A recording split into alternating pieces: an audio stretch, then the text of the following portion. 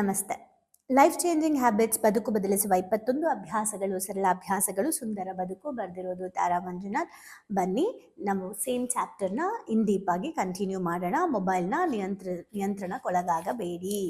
So ಇವತ್ತು ನಾವೇನು ತಿಳ್ಕೊಳ್ತಾ ಇದ್ದೀವಿ ಅಂದರೆ, ಎಷ್ಟು ಲಾಭ, ಎಷ್ಟು ಬೆನಿಫಿಟ್ಸ್ ಎಲ್ಲಾನು ನೋಡಿದ್ವಿ. ಹೇಗೆ ನಾವು ಇದನ್ನು ಹಂತ ಹಂತವಾಗಿ ಮಾಡ್ಕೋಬೇಕು ಅನ್ನೋದನ್ನು ನೋಡಿದ್ವಿ.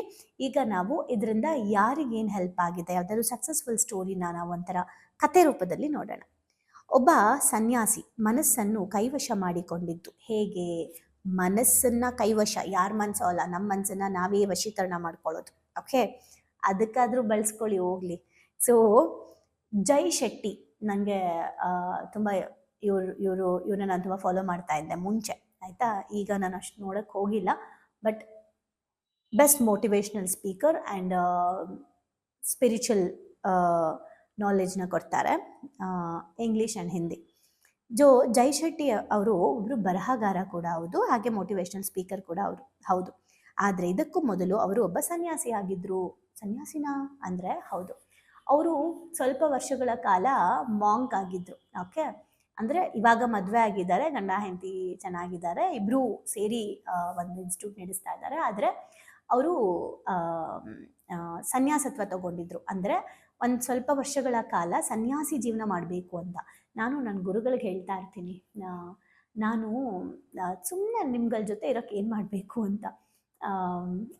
ಆದರೆ ಅವ್ರ ಕಂಡೀಷನ್ಸ್ ಇರುತ್ತಲ್ಲ, ಹುಡುಗಿ ನೀವೇನಾದರೂ ಗಂಡು ಮಗು ಆಗಿದ್ರೆ ನಾವು ಕರ್ಕೊಂಡ್ಬಿಡ್ತಾ ಇದ್ವಿ ಅಂತಾರೆ. ಸೊ ನಮ್ಮ ಇದಕ್ಕೆ ಕರ್ಕೊತಾ ಇದ್ವಿ ಅಂತ ಭಗವಂತ ಅದಕ್ಕೆ ಅನಿಸುತ್ತೆ ನನಗೆ ಎಲ್ಲ ಪಾತ್ಗೂ ಹೋಗು ಅಂತ ಬಿಟ್ಬಿಟ್ಟಿದ್ದಾನೆ. ಸೊ ನಂಗೆ ಈಗಲೂ ಆಸೆ ಆ ಒಂದು ಜರ್ನಿ ಮಾಡಬೇಕು ಅಂತ. ಸನ್ಯಾಸತ್ವ ಯಾವ ಲೆವೆಲ್ ಅದು ಬೇರೆ ಥರದ್ದೇ ಒಂದು ವೈಬ್ಸ್. ನಾನು ಯಾವಾಗಲೂ ನಮ್ಮ ಅಮ್ಮಂಗೆ ಹೇಳ್ತಿದ್ದೆ, ನಾನು ಸನ್ಯಾಸತ್ವ ತಗೋತೀನಿ ಅಂತ. ಯಾಕೆ ಅಂದರೆ ಗೊತ್ತಿಲ್ಲ, ನನಗೂ ತುಂಬ ಅನ್ನಿಸ್ತಾ ಇತ್ತು, ಭಾಳ ಅನ್ನಿಸ್ತಾ ಇತ್ತು ಮುಂಚೆ. ಆಮೇಲೆ ಇವಾಗಲ್ಲ, ನನ್ನ ಮಗ ಇದ್ದಾನೆ, ಗಂಡ ಇದ್ದಾರೆ. ಓಕೆ, ಸೊ ಎಲ್ಲ ಫ್ಯಾಮಿಲಿ ಇದೆ. ಆದರೆ ಸನ್ಯಾಸತ್ವ ತಗೋಬಹುದು ನಾವು, ಅದೆಲ್ಲ ಮುಂದೆ ನಾವು ನೋಡೋಣ. ಅವ್ರು ಏನು ಹೇಳ್ತಾರೆ ಅಂದರೆ, ಸುಮಾರು ವರ್ಷಗಳ ಕಾಲ ಅವರು ಮೊಬೈಲ್ ಇಲ್ಲದೆ ಜೀವಿಸಿದ್ರು. ನೋಡಿದ್ರೆ ಈ ಥರದ್ದೇ ನನಗೆ ಇನ್ಸ್ಪೈರ್ ಆಗಿರೋದು. ನಾನು ಮೊಬೈಲ್ ಇಲ್ಲದೆ ಬದುಕ್ತೀನಿ ಅನ್ನೋ ನಂಬಿಕೆ, ಭರವಸೆ ಬಂದಿದ್ದೆ ನನಗೆ ಈ ಥರದ ಬ್ಲೂ ಪ್ರಿಂಟ್ ಬಂದ ಮೇಲೆ. ಸೊ ಈ ಮೌನವೇ ಅವರ ಆತ್ಮವನ್ನು ಬಲಗೊಳಿಸಿದ ರೀತಿ ಕುರಿತು ಅವರು ಕಲ್ತಿದ್ದಾರೆ. ಇವತ್ತು ಎಷ್ಟೋ ಜನರಿಗೆ ಜೀವನ ಖಾಲಿ ಅನಿಸೋದು ಅವರ ಹತ್ತಿರ ಬೇಕಾದಷ್ಟು ಇಲ್ಲ ಅಂತ ಅಲ್ಲ, ಬದಲಿಗೆ ಇರುವುದರಲ್ಲಿ ಅವರಿಗೆ ಖುಷಿ ಪಡೋಕ್ಕೆ ಗೊತ್ತಿಲ್ಲ ಅಂತ ಜೈ ಶೆಟ್ಟಿ ಅವರು ಹೇಳ್ತಾರೆ. ಇವತ್ತು ಯಾರೂ ಕೊರತೆಯಲ್ಲಿಲ್ಲ, ಆದರೆ ಇರೋದನ್ನು ಯಾರೂ ನೋಡ್ತಾ ಇಲ್ಲ, ಅದಕ್ಕೆ ಎಲ್ಲರೂ ಕೊರತೆಯಲ್ಲಿದ್ದಾರೆ ಅಂತ. ಓಕೆ, ಸೊ ಅವರ ಮಾನಸಿಕ ಸ್ಪಷ್ಟತೆ ಮತ್ತು ಭಾವನಾತ್ಮಕ ಶಿಸ್ತು ಮೊಬೈಲ್ ಸ್ಕ್ರಾಲ್ ಮಾಡೋದ್ರಿಂದ ನಿರ್ಮಿಸಲ್ಪಟ್ಬಿಟ್ಟಿದೆ. ಬದಲಿಗೆ ಸ್ಥಿರತೆ ಮತ್ತು ಏಕಾಗ್ರತೆಯಿಂದ ನಿರ್ಮಿಸಬೇಕಾಗಿದೆ. ನೋಡಿ, ಭಾವನಾತ್ಮಕವಾದ ಶಿಸ್ತು ಮತ್ತು ಮಾನಸಿಕ ಸ್ಪಷ್ಟತೆ ಮೊಬೈಲ್ ಸ್ಕ್ರಾಲ್ ಮಾಡೋದ್ರಿಂದ ಕಂಟ್ರೋಲ್ ಆಗ್ತಾ ಇದೆ ಅದು. ಆದರೆ ನಮ್ಮಲ್ಲಿ ಕಾನ್ಸ್ಟೆಂಟ್ ಆಗಿ ನಿಂತ್ಕೋಬೇಕು ನಮ್ಮ ಮೈಂಡ್, ನಮ್ಮ ಎಮೋಷನ್ಸ್ ಅಂತ ಅಂದರೆ, ಫೋಕಸ್ ಜಾಸ್ತಿ ಆಗಬೇಕು ಅಂತ ಅಂದರೆ ನಾವು ಮೊಬೈಲ್ನ ಬಿಟ್ರೇ ಸಾಧ್ಯ. ಪ್ರತಿದಿನದ ಚಟುವಟಿಕೆ, ನಿಮ್ಮ ಮೊಬೈಲ್ ಬಳಕೆಯ ಸಮಯವನ್ನು ಪ್ರತಿದಿನ 1 ಗಂಟೆ ಕಡಿಮೆ ಮಾಡ್ಕೊಳ್ಳಿ. ಇವತ್ತು ನೀವು ಎಷ್ಟು ಅವರ್ ನೋಡ್ತಾ ಇದ್ದೀರಾ, 1 ಅವರ್ ಕಡಿಮೆ ಮಾಡ್ಕೊಳ್ಳಿ, ಎಷ್ಟೋ ಫಾರ್ ಬೆಟರ್ ಅನಿಸುತ್ತೆ. ಸಂಜೆ 1 ಗಂಟೆ ನೀವು ಆಫ್ಲೈನ್ಗೆ ಹೋಗ್ಬಿಡಿ, ಬೇರೆಯವರೊಂದಿಗೆ ಮಾತಾಡಬೇಡಿ, ಸ್ವಲ್ಪ ಓಡಾಡಿ, ಏನಾದರೂ ಬರೀರಿ ಅಥವಾ ಓದಿ. ವಿಶೇಷ ಸೂಚನೆ, ನಿಮಗೆ ಉಪಯುಕ್ತವಲ್ಲದ ಮತ್ತು ನಿಮ್ಮ ಸಾಮರ್ಥ್ಯವನ್ನು ಕುಂಠಿತಗೊಳಿಸುವ ಆ್ಯಪ್ಗಳನ್ನು ಡಿಲೀಟ್ ಮಾಡಿ. ನಿಮಗೆ ವಿನಾಕಾರಣ ಮೊಬೈಲ್ ನೋಡಬೇಕನ್ನಿಸಿದಾಗ ಹೀಗೆ ಹೇಳಿ, ಟೆಕ್ನಾಲಜಿಯು ನನ್ನನ್ನು ನಿಯಂತ್ರಿಸಲು ನಾನು ಬಿಡಲಾರೆ, ಬದಲಿಗೆ ನಾನೇ ಅದನ್ನು ನಿಯಂತ್ರಿಸುತ್ತೀನಿ. ಹೀಗೆ ಹೇಳೋದ್ರಿಂದ ನಿಮಗೆ ಶಿಸ್ತು ಜಾಸ್ತಿ ಆಗುತ್ತೆ. ಅಂದರೆ ಇದು ಅಫರ್ಮೇಷನ್ ಮಾಡ್ಕೊಳ್ಳಿ. ಟೆಕ್ನಾಲಜಿನ ನಾನು ಕಂಟ್ರೋಲ್ ಮಾಡಲ್ಲ, ಟೆಕ್ನಾಲಜಿ ನನ್ನನ್ನು ಕಂಟ್ರೋಲ್ ಮಾಡಲ್ಲ, ನಾನೇ ಟೆಕ್ನಾಲಜಿನ ಕಂಟ್ರೋಲ್ ಮಾಡ್ತೀನಿ ಅಂತ ಅಫರ್ಮೇಷನ್ ಮಾಡ್ಕೊಳ್ಳಿ. ಸೊ ಇದನ್ನು ನೀವು ಹೇಗೆ ಹೇಳ್ಕೋಬೇಕು? ನೆನಪಿರಲಿ, ನೀವೊಂದು ಅದ್ಭುತ ಮತ್ತು ಅದನ್ನು ಅನುಭವಿಸಲು ಮೌನದ ಅವಶ್ಯಕತೆ ಇದೆ. ಜೀವನಕ್ಕೆ ಹೆಚ್ಚು ಹೆಚ್ಚು ಸೇರುವುದರಲ್ಲಿ ಸಂತೋಷ ಸಿಗಲ್ಲ. ಕೆಲವೊಮ್ಮೆ ನಿಮ್ಮ ಜೀವನದಲ್ಲಿರುವ ಗೊಂದಲಗಳನ್ನು ಕಡಿಮೆ ಮಾಡೋದ್ರಿಂದ ನಿಮಗೆ ಸಂತೋಷದ ದಾರಿ ಸಿಗುತ್ತೆ.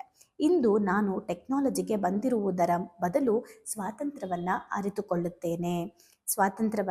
ಆರಿಸಿಕೊಳ್ಳುತ್ತೇನೆ. ಟೆಕ್ನಾಲಜಿ ಬೇಕಾ, ಸ್ವಾತಂತ್ರ್ಯ ಬೇಕಾ ಅಂದರೆ ಸ್ವಾತಂತ್ರ್ಯ ಅಂತ ಇರಲಿ ಅಂತ.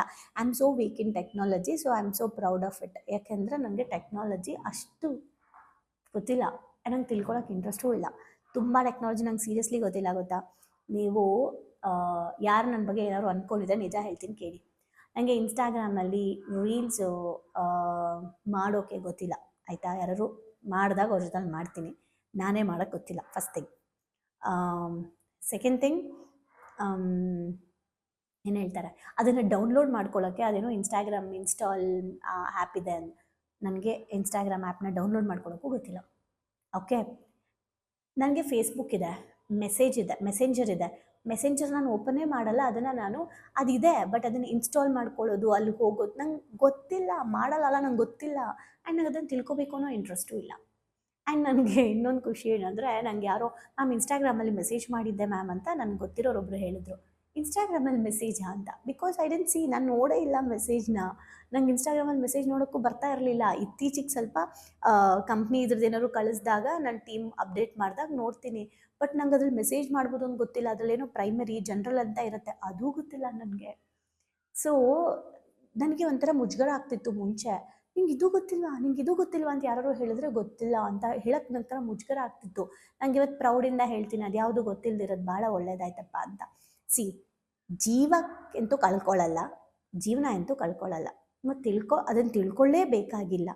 ಆದರೆ ಕೆಲಸಕ್ಕೆ ಎಷ್ಟು ಅಗತ್ಯ ಇದೆ, ಬೆಳೆಯೋಕೆ ಎಷ್ಟು ಅಗತ್ಯ ಇದೆ ಸೋಷಿಯಲ್ ಮೀಡಿಯಾ, ವಿಷಯಗಳನ್ನು ತಲುಪಿಸೋಕೆ ಸೋಷಿಯಲ್ ಮೀಡಿಯಾ ಎಷ್ಟು ಅಗತ್ಯ ಇದೆ, ನನ್ನಲ್ಲಿರುವಂಥದ್ದು ಯಾವುದೋ ಒಂದು ವಿಷಯನ ನಾನು ಇನ್ನೊಬ್ರಿಗೆ ತಲುಪಿಸೋಕೆ ಎಷ್ಟು ಬಳಸ್ಕೋಬೇಕು, ಹೇಗೆ ಬೆಳೆಸ್ಕೋಬೇಕು, ಯಾವಾಗ ಬೆಳೆಸ್ಕೋಬೇಕು, ಅದು ನನಗೆ ಗೊತ್ತಿದೆ, ಸಾಕು. ಅದು ಬಿಟ್ಟು ಇನ್ನು ಮಿಕ್ಕಿದ್ದೆಲ್ಲ ತಿಳ್ಕೊಂಡು ತುಂಬ ಅದರಲ್ಲೆಲ್ಲ ತೊಡಗಿಸ್ಕೊಂಡು ಹೋಗೋಕ್ಕೆ ನಂಗೆ ಇಷ್ಟ ಇಲ್ಲ. ಸೊ ಟೆಕ್ನಾಲಜಿಯಲ್ಲಿ ಯಾರು ತುಂಬ ಸ್ಟ್ರಾಂಗ್ ಇದ್ದಾರೆ ಅವರು ಅದನ್ನು ಮಾಡ್ತಾರೆ. ಆದರೆ ಟೆಕ್ನಾಲಜಿ ಅವ್ರನ್ನ ಕಂಟ್ರೋಲ್ ಮಾಡಬಾರ್ದು. ಟೆಕ್ನಾಲಜಿಲಿ ಅವರು ಕೆಲಸ ಮಾಡಬೇಕು, ಅದನ್ನು ಬಳಸ್ಕೊಂಡು ಕೆಲಸ ಮಾಡಬೇಕು. ಓಕೆ, ಸೊ ಹಾಗಾಗಿ ಒಳ್ಳೆಯದು ಒಂದು ಏನೂ ಗೊತ್ತಿಲ್ಲದೆ ಇರೋದು. ಸಮ್ಟೈಮ್ಸ್ ಎಷ್ಟು ಬೇಕು ಅಷ್ಟು ಗೊತ್ತಿರಬೇಕು. ಮತ್ತು ಸೊ ನನ್ನ ಕಲಿಕೆ ಮತ್ತು ಅಳವಡಿಕೆ ನಾನು ಆಲ್ರೆಡಿ ಹೇಳಿದ್ದೀನಿ. ಯಾವಾಗಲೂ ನನ್ನ ಫೋನನ್ನು ನಾನು ಸೈಲೆಂಟ್ ಮೋಡಲ್ಲಿ ಇಟ್ಟಿರ್ತೀನಿ. ಯಾರ ವಾಟ್ಸಪ್ ಸ್ಟೇಟಸ್ಸು ನಾನು ನೋಡಲ್ಲ. ಬೈ ಚಾನ್ಸಾಗಿ ಓಪನ್ ಆಗಿಬಿಟ್ರೆ ಸುಮ್ಮನೆ ಹೆಂಗೆ ಮಾಡ್ತೀನಿ ಅಷ್ಟೇ. ಸೊ ಫೇಸ್ಬುಕ್, ಇನ್ಸ್ಟಾಗ್ರಾಮ್ ಬಹಳ ವಿರಳವಾಗಿ ನಾನು ಬಳಸ್ತೀನಿ. 3 ವರ್ಷ ಯಾವುದೇ ಸ್ಟೇಟಸ್ ಕೂಡ ನಾನು ಹಾಕಿಲ್ಲ. ಒಂದು ಟಾಸ್ಕ್ ತೊಗೊಂಡಿದ್ದೆ, ನಾನು ಯಾವ ಸ್ಟೇಟಸ್ಸು ಹಾಕಲ್ಲ, ಯಾವ ಡಿ ಪಿ ಚೇಂಜ್ ಮಾಡಲ್ಲ ಅಂತ. ಸೊ 3 ಇಯರ್ಸ್ ನಾನು ಅದನ್ನು ಮಾಡಿರಲಿಲ್ಲ. ಬೇರೆಯವ್ರದ್ದು ನೋಡೋಕ್ಕೆ ಹೋಗಿಲ್ಲ, ನಾನು ಮಾಡಿಲ್ಲ. ಸೊ ಈವನ್ ಎಲ್ಲೂ ನಾನು ಅಪ್ಲೋಡ್ ಮಾಡ್ತಾ ಇರಲಿಲ್ಲ. ಅವಶ್ಯಕತೆ ಇದ್ದಾಗ ಮಾತ್ರ ಬಳಸ್ಕೊಳ್ತೀನಿ, ಅದನ್ನೇ ನಾನು ಹೇಳಿದ್ದು. ಈ ಅಭ್ಯಾಸದಿಂದ ನಿಜಕ್ಕೂ ನೆಮ್ಮದಿ ದೊರೆಯುತ್ತದೆ. ಸೊ ಮೊಬೈಲ್ನ ನೀವು ಕಂಟ್ರೋಲ್ ಮಾಡಬೇಡಿ, ನೀವು ಮೊಬೈಲ್ನ ಕಂಟ್ರೋಲ್ ಮಾಡಿ, ಮೊಬೈಲ್ ನಿಮ್ಮನ್ನು ಕಂಟ್ರೋಲ್ ಮಾಡೋಕ್ಕೆ ಬಿಡಬೇಡಿ. ಇವತ್ತಿಂದ ಮೊಬೈಲ್ನ ಎಷ್ಟು ಬಳಸ್ತೀರಾ, ಯಾವುದಕ್ಕೆ ಬಳಸ್ತೀರಾ, ಹೇಗೆ ಬಳಸ್ತೀರಾ, ಯಾವಾಗ ಬಳಸ್ತೀರಾ, ಯಾಕೆ ಬಳಸ್ತೀರಾ, ಕಮೆಂಟ್ ಮಾಡಿ ನೋಡೋಣ. ನಿಮಗೆ ಇದು ಅರ್ಥ ಆಗಿದೆಯಾ ಅಂತ. ಆ್ಯಂಡ್ ಇದನ್ನು ಅಳವಡಿಸ್ಕೊಳ್ಳಿ. ಓಕೆ, ಇದಕ್ಕೆ ಏನೇನೋ ಬೇಡವಾಗಿರೋ ಪ್ರಶ್ನೆಗಳನ್ನ ಹುಟ್ಟಿಸ್ಕೋಬೇಡಿ. ಅರ್ಥ ಮಾಡ್ಕೊಳ್ಳಿ ನಾನು ಏನು ಪಾಯಿಂಟ್ ಹೇಳ್ತಾ ಇದ್ದೀನಿ, ಯಾವ ಥರ ಹೇಳ್ತಾ ಇದ್ದೀನಿ ಅಂತ. Thank you. ಭಾವನೆಗಳಿಗಂದು ಶಾಲೆಗೆ ಬಂದು ತುಂಬಾ ಖುಷಿ ಆಯ್ತು. ಲೈಫಲ್ಲಿ ತುಂಬಾ ಅಂದ್ರೆ ತುಂಬಾ ಕ್ಲಾರಿಟಿ ಬಂದಿದೆ. ತುಂಬಾನೇ ಬದಲಾವಣೆ ಆಗಿದೆ. ನಂಗೆ ತುಂಬಾ ಖುಷಿ ಇದೆ ನಾನು ಇಲ್ಲಿಗೆ ಬಂದಿರೋದು. ನನಗೆ ತುಂಬಾ ಖುಷಿ ಆಗ್ತದೆ. ಪ್ರತಿಯೊಂದಕ್ಕೂ ಸ್ಫೂರ್ತಿ ಸಿಕ್ಕಿದೆ, ನೆಮ್ಮದಿ ಸಿಕ್ಕಿದೆ. ಒನ್ ವರ್ಡಲ್ಲಿ ಹೇಳ್ಬೇಕಂದ್ರೆ ಇಟ್ ಈಸ್ ಅಲ್ಟಿಮೇಟ್. ಲೈಫ್ ತುಂಬ ಕಾಂಪ್ಲಿಕೇಟ್ ಅಂದ್ಕೊಂಡಿದ್ದೆ, ಬಟ್ ಈ ಕ್ಲಾಸಿಗೆ ಸೇರಿದ ಮೇಲೆ ತುಂಬ ಈಸಿಯಾಗಿ ಅರ್ಥಪೂರ್ಣವಾಗಿ ಹೇಗೆ ಜೀವಿಸ್ಬೇಕು ಅನ್ನೋದು ಗೊತ್ತಾಯಿತು. ಆ್ಯಕ್ಚುಲ್ ಆಗಿ ನಂಗೆ ತುಂಬ ಖುಷಿ ಇದೆ ನಾನು ಇಲ್ಲಿಗೆ ಬಂದಿರೋದು. ಈ ಒಂದು ವರ್ಕ್ಶಾಪ್ ಬಂದಿರೋ ಉದ್ದೇಶ ಅಂದರೆ ತಾರಾ ಮೇಡಮು ಏನೇ ಕೊಟ್ಟರು ಒಂದು ಅದ್ಭುತವಾಗಿ ಸ್ಪೆಷಲ್ ಆಗಿ ಕೊಡ್ತಾರೆ ಅನ್ನೋ ನಂಬಿಕೆ ಇದೆ. ಈ ಒಂದು ವರ್ಕ್ಶಾಪಲ್ಲಿ ಇನ್ನೂ ಅದ್ಭುತವಾಗಿ ಸಿಗ್ತದೆ ಅಂತ ನಂಬ್ಕೊಂಡು ಬಂದಿದ್ದೀನಿ. ಖಂಡಿತ ಆಗುತ್ತೆ. ಡೈಲಿ ಹೊಸ ಟಾಪಿಕ್ ನಾವು ಡೈಲಿ ವೇಟ್ ಮಾಡ್ತಾ ಇರ್ತೀವಿ, ಇವತ್ತೇನು ಹೇಳ್ಕೊಡ್ತಾರೆ, ನಾಳೆ ಏನು ಹೇಳ್ಕೊಡ್ತಾರೆ ಅಂತೇಳಿ. ನಾನು ಎಲ್ಲರಿಗೂ ಹೇಳೋದಷ್ಟೇ, ಅವ್ರು ಕೊಡೋ ಎಲ್ಲ ಟಾಸ್ಕ್ನು ಚೆನ್ನಾಗಿ ಫಾಲೋ ಅಪ್ ಮಾಡಿದರೆ ನಿಮ್ಮ ಜೀವನ ಇನ್ನೂ ತುಂಬ ಚೆನ್ನಾಗಿರುತ್ತೆ. ಎಜುಕೇಶನ್ ಬಂದ್ಮೇಲೆ ನನ್ನ ಲೈಫ್ ಸೇವ್ ಆಯ್ತು ಅಂತಾನೆ ಹೇಳ್ಬೋದು. ಸೊ ಬಹಳನೇ ಖುಷಿ ಇದೆ. ನಮ್ಮನ್ನ ನಾವು ಟ್ರಾನ್ಸ್ಫಾರ್ಮ್ ಮಾಡ್ಕೊಂಡು ಈ ಹ್ಯಾಬಿಟ್ಸ್ ಎಲ್ಲ ನಾವು ಇನ್ಸ್ಟಾಲ್ ಮಾಡ್ಕೊಂಡ್ರೆ ನಮ್ಮ ಲೈಫ್ ಖಂಡಿತವಾಗ್ಲೂ ಸಕ್ಸಸ್ಫುಲ್ ಆಗುತ್ತೆ ಅಂತ ಹೇಳ್ಬಿಟ್ಟು. ಸೊ ನಿಮ್ಮ ಲೈಫ್ ಚೇಂಜಿಂಗ್ ಟ್ರಾನ್ಸ್ಫಾರ್ಮೇಶನ್ ಅಂತ ಅಂದ್ರೆ ಇದಕ್ಕೆ ಎಮೋಜಿಮ್ is the most and main ಕಾರಣ ಅಂತಾನೆ ಹೇಳ್ತೀನಿ. ಎಕ್ಸ್ಪ್ರೆಸ್ ಮಾಡ್ಬೇಕಂದ್ರೆ ಒಂದು ವರ್ಡ್ ಅದು ಭಾಳ ಚಿಕ್ಕದಾಗತ್ತೆ. ಅದು ಏನಂತಂದ್ರೆ ಥ್ಯಾಂಕ್ ಯು ಅನ್ನೋಂಥ ವರ್ಡ್ ಮಾತ್ರ ನಾನು ಎಕ್ಸ್ಪ್ರೆಸ್ ಮಾಡ್ಬೋದು. ಒಂದೊಂದು ಸ್ಟೆಪ್ಪಲ್ಲೂ ನಾವು ಚೇಂಜ್ ಆಗ್ತಿದ್ದೀನಿ ಅನ್ನೋದು ತುಂಬ ನನಗೆ ಅಳವಡಿಕೆ ಆಗ್ತಿದೆ. ಮತ್ತು ಎಲ್ಲ ಸ್ಕೂಲು ಕಾಲೇಜ್ಗಳಲ್ಲೂ ಇದೊಂದು ಸಬ್ಜೆಕ್ಟ್ ಅಂತ ಇಡಬೇಕು ಮಕ್ಕಳಿಗೆ. ಎಲ್ರಿಗೂ ಯೂಸ್ ಆಗುವಂಥ ಕ್ಲಾಸ್ ಇದು, ಯೂನಿಕ್ ಆಗಿದೆ. ಇಮೋಜಿಮ್ ಟೀಮ್ಗೆ ಥ್ಯಾಂಕ್ ಯು. ಇದೆಲ್ಲ ನಡೆಸ್ತಾ ಇರುವಂಥ ತಾರಾ ಮೇಡಮ್ಗೆ, ಸಂದೇಶ್ ಸರ್ಗೆ, ಜೊತೆಗೆ ಎಮೋಜಿನ್ ಟೀಮ್ಗೆ thank you so much. So ಯಾರ್ಯಾರೆಲ್ಲ ಸೇರ್ಕೊಂಡಿಲ್ಲ ದಯವಿಟ್ಟು ಸೇರ್ಕೊಳ್ಳಿ. So it is very utilizing. Life long ಯಾರಿಗಾದ್ರೂ ಚಿರಋಣಿಯಾಗಿರ್ತೀವಿ ಅಂದರೆ ಅದು ಸಂದೇಶನ ಮತ್ತು ತಾರಾ ಮ್ಯಾಮ್. ಸೊ ಬನ್ನಿ ಪಾವನಿಗಳಿಗೊಂದು ಶಾಲೆನ ಎಂಟರ್ ಆಗಿ ಅದನ್ನ ಫೀಲ್ ಮಾಡಿ. ಅಂದರೆ ರಿಕ್ವೆಸ್ಟ್ ಮಾಡ್ಕೊತಿದ್ದೀನಿ ನಿಮಗೆ, ಇದರಿಂದ ಲಾಸ್ ಆಗೋದಂತೂ ಏನೂ ಇಲ್ಲ, ಬಟ್ ಲೈಫಲ್ಲಿ ತುಂಬಾನೇ ಪಡ್ಕೊತೀನಿ ನಾನು. ಅದಕ್ಕೆ ನಾನು ಶೋರ್ ಗ್ಯಾರಂಟಿ ಕೊಡ್ತೀನಿ ನಾನು. ಎಲ್ಲೋ thank you to Tara ma'am and Sandesh sir. Thank you to whole my ಎಮೋಜಿಮ್. Thank you.